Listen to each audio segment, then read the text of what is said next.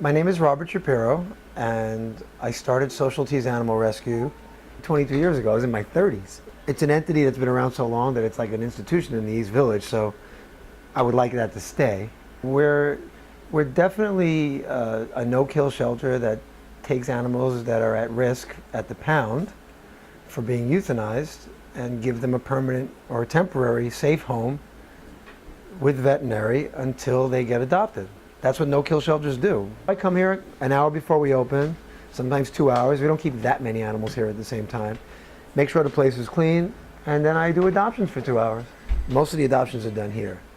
The 30,000 that have gone through here in the last 2 decades are from animal control that are going to be killed. So that's what I do strictly here.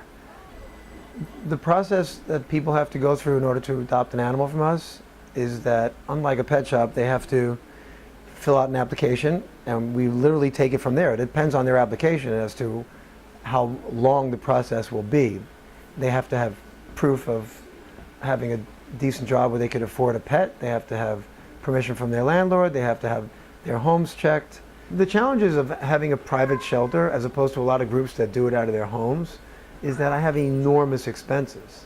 It sucks. I mean, just because I'm a nonprofit animal rescue doesn't mean I don't pay $5,000 a month on rent and vet bills every month.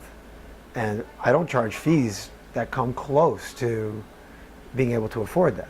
Then I go back to Europe. That's fine, as long as you don't leave it here. No. I was thinking like That's and great. dogs. Yeah, and in Europe I have Really healthy, nice food. cat. They're from bigger breeders, Yeah, I would so prefer a cat that's Right.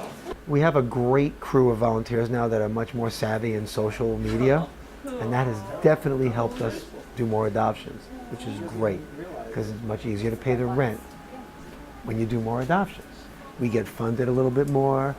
We do more. There's more adoption fees that are going to pay the rent. It's great. So the benefits always outweigh the stresses. People that have worked here over the years, the ones that have really stuck with Social Tees, that's like a really beautiful extended family of wonderful people. I fall in love with a lot of the animals like everybody else does, but when they leave and I know that they're going to get a good home, that still makes me happy after all these years. They're saving 4 animals because I'm going to replace those kittens immediately from the pound. So they're saving 4 lives the minute they take 2 kittens out of here. One of the best parts is, after all these years, seeing like 1 million people on the street with dogs that I've got for them. Because it's always nice having, like, I couldn't say they're all friends of mine, but there's so many people that are like acquaintances that are in my neighborhood that I know because of rescue. It's a huge family. There's groups that just do spay and release. We're moving to a place right next to the police precinct on 5th Street that's going to be a very, very long-term lease. So that's nice.